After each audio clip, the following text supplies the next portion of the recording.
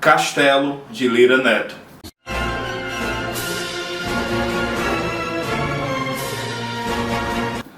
Bem-vindos a mais um vídeo do canal Mergulho na História.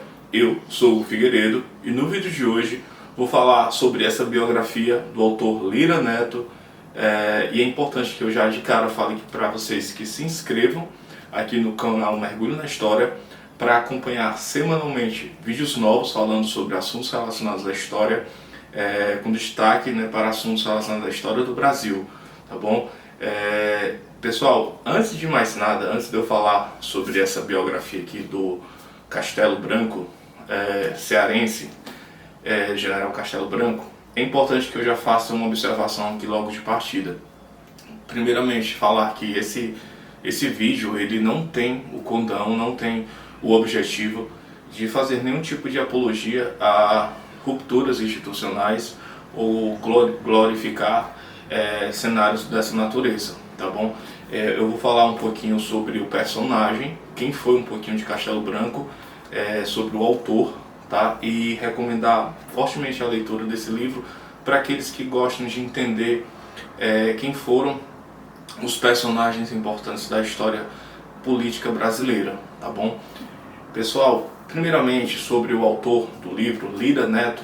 Lira Neto, para quem não conhece, ele é jornalista, ele não é historiador de formação, mas na minha leitura das biografias que eu li, sobre biografias de personagens brasileiros, foi o maior, na verdade, que ele ainda é vivo, hoje mora em Portugal, o maior biógrafo brasileiro.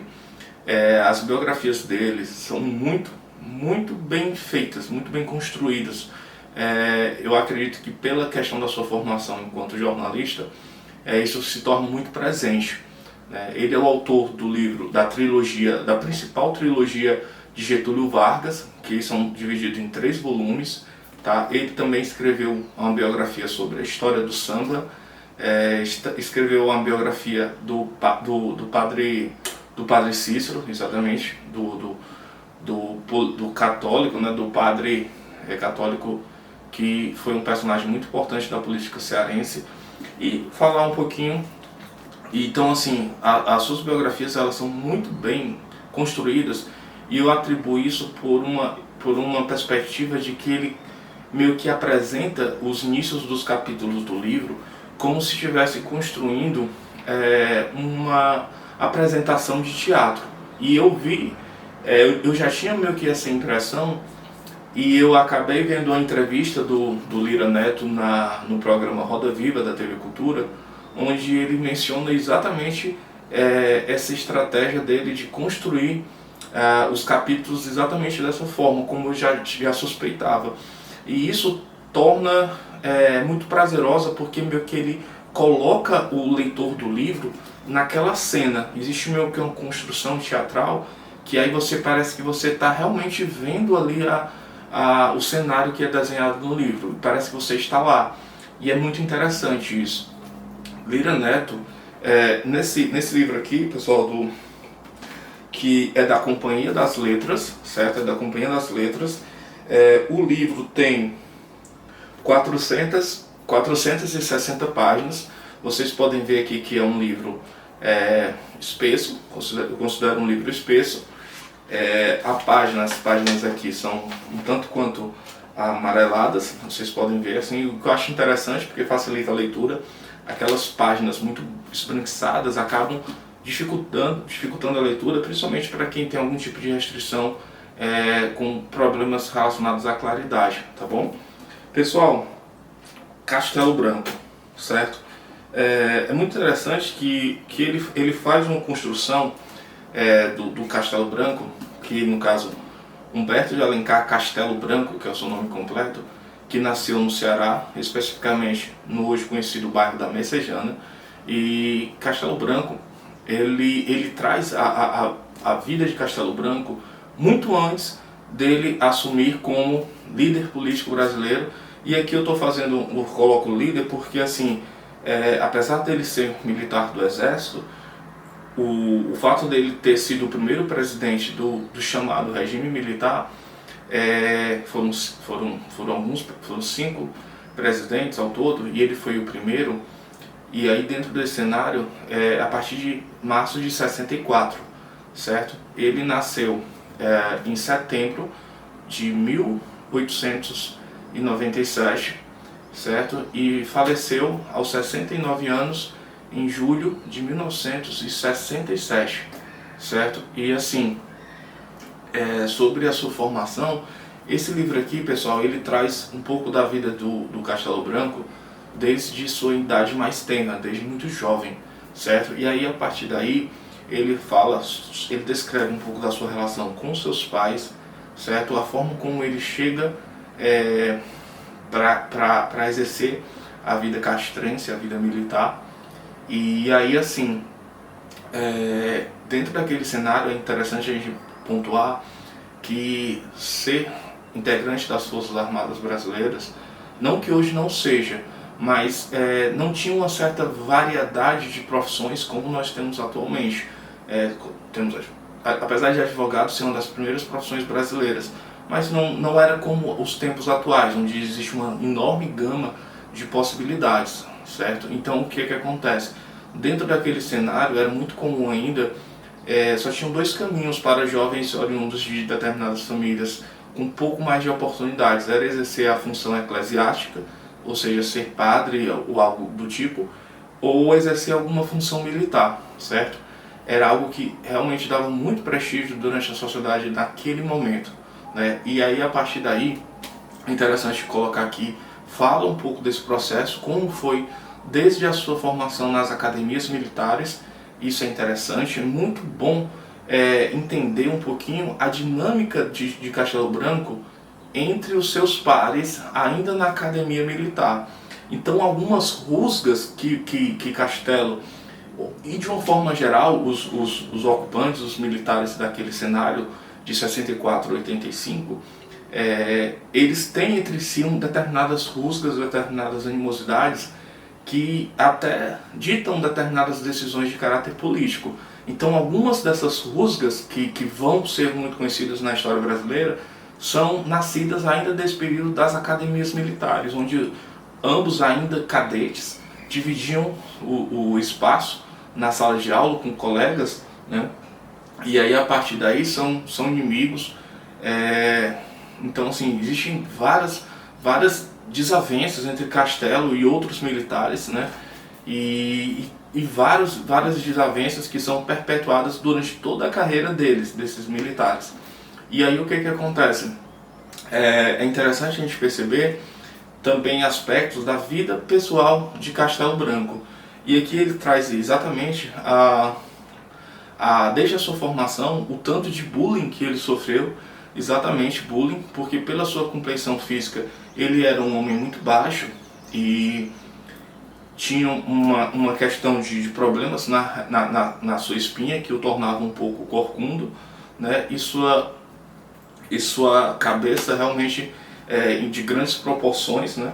Que o rendeu vários apelidos durante a fase de adolescente ainda, e isso acabou de uma certa forma prejudicando a autoimagem, a autoestima de Castelo, e o fez, já que ele não poderia ser tão atraente fisicamente, com que ele desenvolvesse determinadas habilidades intelectuais, né? E aí o que aconteceu? Deixa eu ver aqui.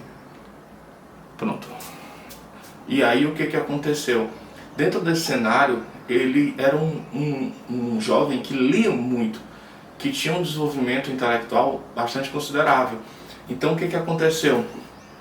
Ele acabou se tornando um grande escritor, e ele utilizava desse recurso de saber escrever muito bem para mandar cartas para moças no sentido de flertar, no sentido de atrair, né, as garotas, no sentido de encantá-las, até como uma forma de cortejo, né? E assim, isso é muito mostrado aqui. E essa habilidade da escrita foi algo que o favoreceu também na esfera profissional, né? Então é interessante pontuar isso. E aí ele fala, que eu acho que são aspectos interessantes, sobre o período brasileiro, da história brasileira, sobre aspectos sociais, sobre aspectos econômicos, mas eu acho muito interessante porque ele traz uma perspectiva que é muito desconhecida das pessoas, que guarda relação com os bastidores do poder, exatamente o que está ali por trás dos bastidores. Então, assim, são aspectos da política ali brasileira desde de 64, um dos grandes cenários, um dos grandes pontos de referência, algo que marcou bastante a questão do governo Castelo Branco, a gente pode mencionar dessa forma, foi a questão da extinção dos partidos políticos brasileiros nesse momento. Então, assim, a política brasileira, ela ficou dentro desse cenário de Castelo Branco, dividida em apenas dois partidos políticos, que era o MDB e a Arena, que era o partido oficial do regime. E aí, a partir desse cenário, é muito interessante porque a gente vê como os demais partidos acabam se aglutinando dentro do processo, dentro do MDB, mas que acabava que era muito difícil competir com o partido da Arena, porque existia uma perspectiva de manobrar as esferas públicas, o processo decisório, sempre a favorecer o partido ali alinhado ao regime, né?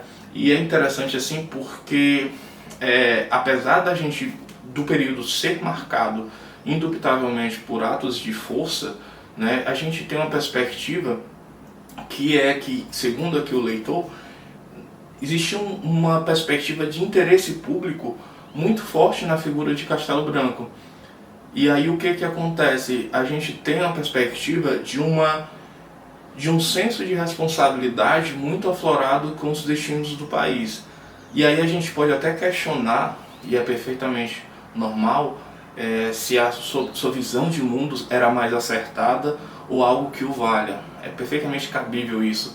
Mas é interessante também a gente perceber que dentro desse cenário ele não tinha a visão de exercer a função pública para satisfazer os seus interesses pessoais, para se locupletar financeiramente, como um projeto de poder perpétuo, né? Apesar de que existia assim, uma questão de manutenção no poder, mas aqui a gente está falando de alguém que se coloca como uma figura pública que visa atender os interesses públicos.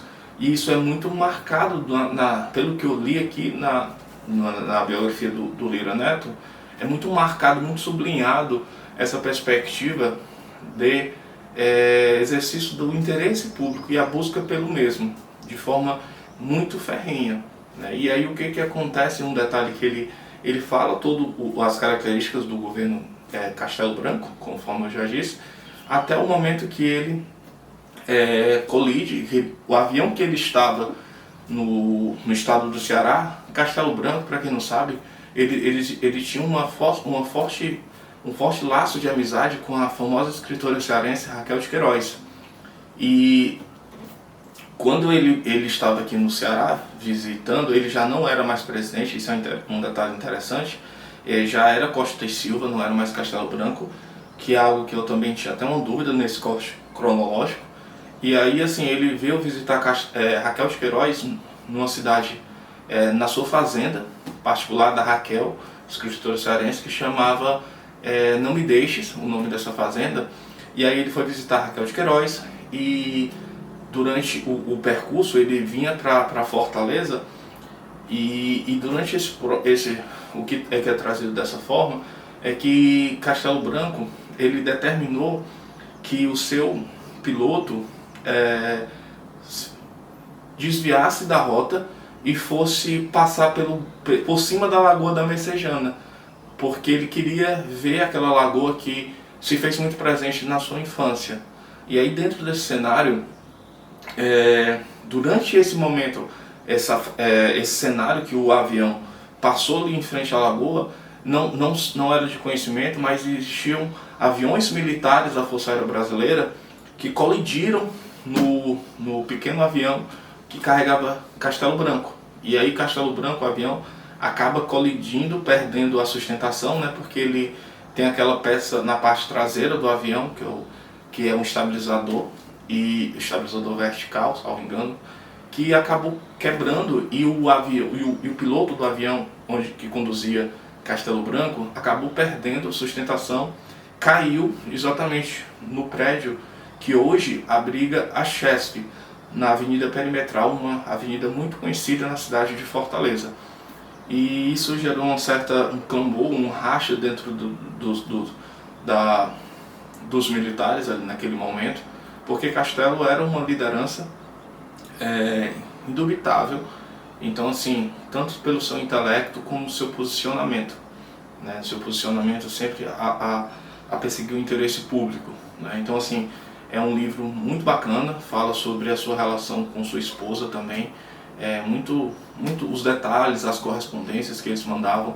Fala também, que eu já ia até me esquecendo, do papel do Castelo Branco, ainda no âmbito da operação da Força Expedicionária Brasileira, que teve uma forte atuação no cenário da Segunda Guerra Mundial, né? Então é trazido isso, a operação que visava invadir ali a Itália, e no âmbito da Operação Abadia, na esfera da Segunda Guerra Mundial, mas eu não vou tratar desse assunto especificamente nesse vídeo. E é muito colocada assim, a questão da dificuldade que ele tinha, relacionada principalmente à questão da temperatura. Naquele momento ali, o inverno europeu era, durante ali aquele período da Segunda Guerra Mundial, era extremamente frio mesmo. E aí mostra a dificuldade de um cearense que não estava habituado ali com aquela temperatura. E os detalhes operacionais, o papel ali sobre a sua relação com o general Mascarenhas, que foi era o responsável brasileiro, maior autoridade militar brasileira ali no âmbito da Segunda Guerra Mundial. E é isso. Eu acho um livro extremamente satisfatório. Livros de Lira Neto são livros que, na minha opinião, você pode ler assim, sem medo de ser feliz, porque são muito bem escritos, e eu recomendo bastante a leitura desse livro aqui, Castelo, certo? Da Companhia das Letras, e recomendo a leitura de outros livros desse grande biógrafo que é Lira Neto. É isso, pessoal, obrigado, se inscreva aqui no canal, tamo junto, até a próxima, valeu!